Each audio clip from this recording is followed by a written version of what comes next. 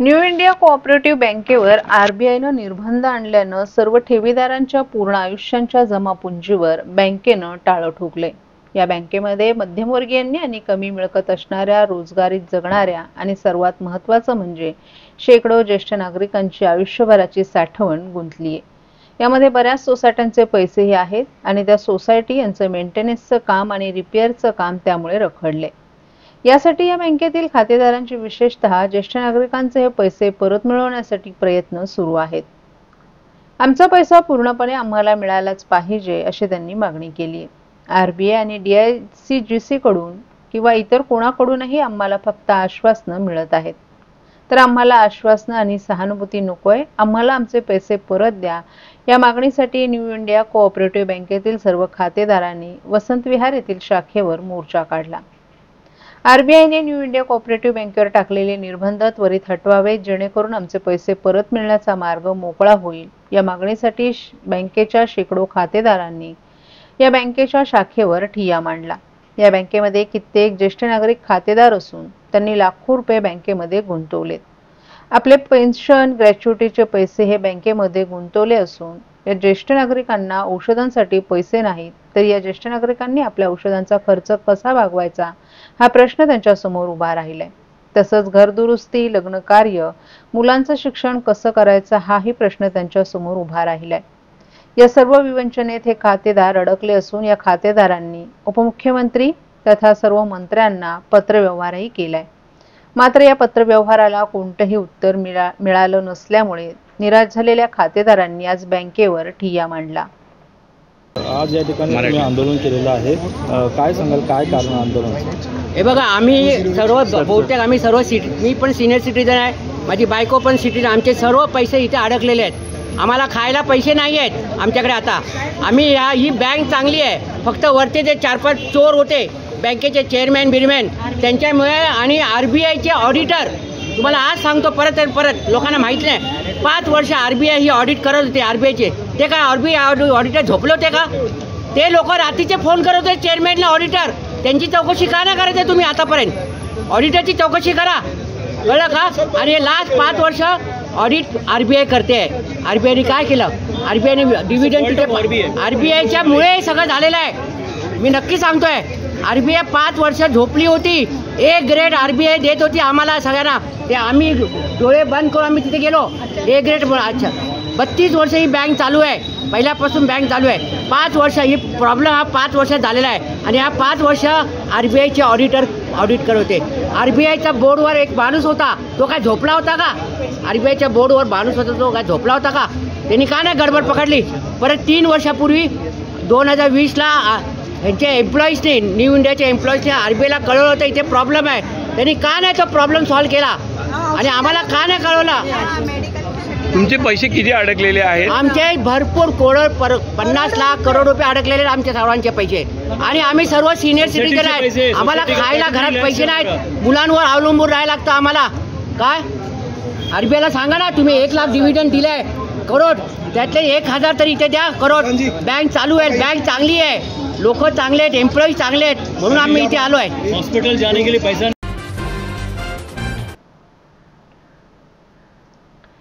मुख्यमंत्री वैद्यकीय सहायता कक्षाच्या समन्वयानं आणि कोकण पदवीधर मतदारसंघाचे आमदार ॲडव्होकेट निरंजन डावखरे यांच्या पुढाकारानं ठाण्यात मोफत सामुदायिक आरोग्य शिबिराचं आयोजन करण्यात आलं। रस्ते, वीज, शिक्षण आणि सुरक्षा यांसारख्या सर्व महत्त्वाच्या क्षेत्रात विकासाभिमुख उपाययोजना राबवत असताना नागरिकांचं आरोग्य देखील अत्यंत महत्त्वाचं आहे, हे महायुती सरकार जाणतं। म्हणूनच पंतप्रधान नरेंद्र मोदी यांच्या प्रेरणेने आणि मुख्यमंत्री देवेंद्र फडणवीस यांच्या पुढाकारानं महाराष्ट्रात सर्वत्र अशी आरोग्य शिबिरं भरवण्यात येत आहेत। ठाण्यात आमदार निरंजन डावखरे यांच्या नेतृत्वाखाली मोह विद्यालय येथे हा उपक्रम अत्यंत यशस्वीरित्या राबवण्यात आला। 563 नागरिकांनी या शिबिराद्वारे रक्तदाब तपासणी, मधुमेह तपासणी, नेत्रचिकित्सा यांच्यासह तज्ज्ञ डॉक्टरांकडून रोगनिदान, शिबिरानंतर आवश्यक रुग्ण शस्त्रक्रिया, रक्त आणि लघवी चाचणी तसंच ECG तपासणी आदी विनामूल्य सुविधांचा लाभ घेतला। तसंच केंद्र सरकारच्या अत्यंत महत्त्वाकांक्षी आयुष्यमान भारत योजनेद्वारे गरीब आणि वंचित नागरिकांना 5 लाखांपर्यंतचे मोफत रुग्णालयीन उपचार प्रदान करण्याकरिता आयुष्यमान कार्डाचं वितरण करण्यात आलं। मोफत नेत्रचिकित्सेबरोबरच नागरिकांना विनामूल्य चष्मांचं देखील यावेळी वाटप करण्यात आलं। सकाळी 8 वाजल्यापासून सुरू झालेल्या या शिबिराला ठाणेकर नागरिकांनी मोठ्या संख्येने उपस्थिती दर्शवली। आमदार निरंजन डावखरे यांनी या शिबिरात नागरिकांच्या सेवेसाठी दाखल झालेल्या सर्व वैद्यकीय कर्मचाऱ्यांना प्रशस्तीपत्र देऊन त्यांचं कौतुक केलं आणि आभार मानले। तसंच प्रत्येक महिन्याच्या शेवटच्या रविवारी ठाण्यातील विविध भागात अशा शिबिरांचं आयोजन करण्यात येणार आहे। पुढील शिबिर कोपरी मंडल येथे भरवण्यात येईल अशी माहिती देखील त्यांनी दिली। यावेळी भाजप महाराष्ट्र प्रदेश महामंत्री ॲडव्होकेट माधवी नाईक, ठाणे शहर विधानसभेचे आमदार संजय कळकर, भाजप ठाणे शहर जिल्हा अध्यक्ष संजय वाघोले, कोकण पदवीधर प्रकोष्ठचे संयोजक सचिन मोरे तसंच ठाणेकर नागरिकही यावेळी मोठ्या संख्येने उपस्थित होते। सहायता कक्ष याच्या माध्यमातून आज ठाणे शहरामध्ये नौपाडा विभागामध्ये आमदार निरंजन डावखरे व भारतीय जनता पार्टी ठाणे शहर जिल्हा यांच्या संयुक्त विद्यमाने या ठिकाणी वैद्यकीय शिबिर आयोजित केलं आहे। मुख्यमंत्री वैद्यकीय सहायता कक्ष जो आहे पूर्ण महाराष्ट्रामध्ये वैद्यकीय शिबिर घेत असतो। आज ठाण्यामध्ये सुरुवात झालेली आहे। ठाणे शहरामध्ये आमची 18 मंडळ आहेत भारतीय जनता पार्टीची।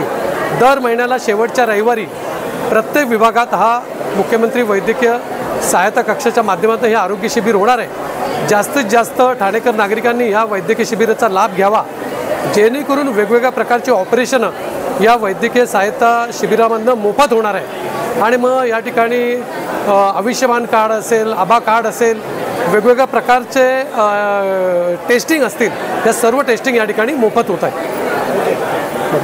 महाराष्ट्रातील भगिनींना आधार देणारी राज्य शासनाची मुख्यमंत्री माझी लाडकी बहीण योजना। या योजनेअंतर्गत अल्प उत्पन्न गटातील 21 ते 65 वयोगटाच्या भगिनींना मिळणार दरमहा 1500 रुपयांची मदत। अर्ज करण्यासाठी 31 ऑगस्ट 2024 पर्यंत मुदतवाढ। कुटुंबाचं वार्षिक उत्पन्न 2.5 लाख रुपयांपेक्षा कमी असलेल्या महिला पात्र। कुटुंबाकडे पिवळं किंवा केशरी रेशन कार्ड असल्यास उत्पन्नाचा दाखला आवश्यक नाही। पांढरं रेशन कार्ड असेल किंवा रेशन कार्ड नसेल तर कुटुंबाचं वार्षिक उत्पन्न 2.5 लाखांपेक्षा कमी असल्याचा दाखला आवश्यक। योजनेसाठीचा ऑनलाईन अर्ज नारी शक्ती दूत ॲपवरून किंवा पोर्टलवर भरता येईल। ज्या भगिनींना ऑनलाईन अर्ज भरता येत नसेल त्यांच्यासाठी अंगणवाडी, ग्रामपंचायत, वॉर्ड ऑफिस, सेतू सुविधा केंद्रामध्ये किंवा आशाताई बचत गटाच्या CRP यांची मदत उपलब्ध। आता आपल्याला अभिमानाने म्हणता येईल, सुखी आणि सुरक्षित आहे माझी लाडकी बहीण।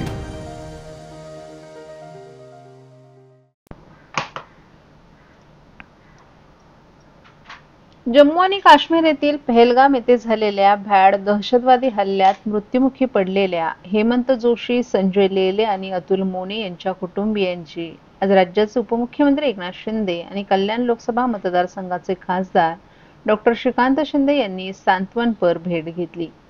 यावेळी त्यांच्याकडून घडलेला प्रसंग जाणून घेत त्यांना सर्वतोपरी मदत करण्याचं त्यांनी आश्वासन दिलं। या हल्ल्यात मृत्युमुखी पडलेल्यांच्या कुटुंबियांना सरकार वाऱ्यावर सोडणार नाही असं सांगतानाच या पीडित कुटुंबातील मुलांचं शिक्षण, त्यांची नोकरी यासाठी देखील शासन सर्वतोपरी मदत करेल असं सांगून त्यांना याबाबत आश्वस्त केलं। यावेळी त्यांना धीर देताना या घटनेतील दोषींवर केंद्र सरकार कठोरात कठोर कारवाई करून तुम्हाला नक्की न्याय मिळवून देईल असंही त्यांनी सांगितलं। यावेळी कल्याण डोंबिवलीचे खासदार डॉक्टर श्रीकांत शिंदे, आमदार डॉक्टर बालाजी किणीकर, आमदार राजेश मोरे, कल्याण जिल्हा प्रमुख गोपाल लांडगे, माजी नगरसेवक महेश पाटील आणि शिवसेनेचे सर्व प्रमुख पदाधिकारी आणि कार्यकर्तेही उपस्थित होते।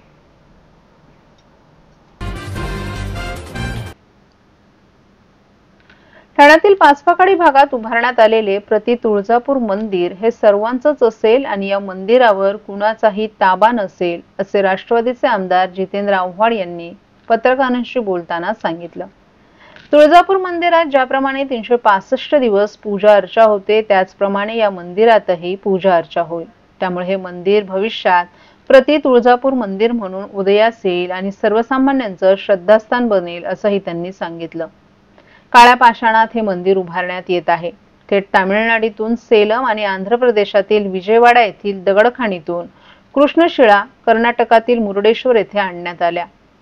असेंट अकॅडमीचे संदीप लोट यांच्या सल्ल्यानुसार वास्तुविशारद संजय बोबडे यांच्या मार्गदर्शनाखाली शिल्पकला केंद्राचे मंजुनाथ देवडिगा यांनी या कृष्णशिळांना आकार देण्यास सुरुवात केली. शिखर कळश, नवग्रह, दगडी स्तंभ, आकर्षक कलाकुसर हत्ती या कृष्णशिळेतून साकारून ठाण्यात आणण्यात आल्यात. काही शिळांना ठाण्यातच आकार देण्यात आला आणि प्रत्यक्ष मंदिर आकाराला येण्यास प्रारंभ झाला. लोप पावत असलेल्या हिमांडपंथी शैलीला पुनर्जीवित करीत हे मंदिर साकारण्यात आले. पाषाणाव्यतिरिक्त अन्य साधनांचा वापर न करता हे मंदिर उभं करण्यात आल्याचं आव्हाड यांनी सांगितलं. या मंदिरावर मंगळवारी 29 एप्रिल रोजी कळसाची स्थापना करण्यात येणार आहे. ब्रह्मचारीच्या हस्ते कळसाची मंदिरावर स्थापना केली जाणार आहे. मात्र यामागचं शास्त्र आपल्याला माहीत नसून अशा प्रकारे कळसाची स्थापना होणार असल्यानं आपल्याला सांगण्यात आल्याचंही आव्हाड यांनी सांगितलं.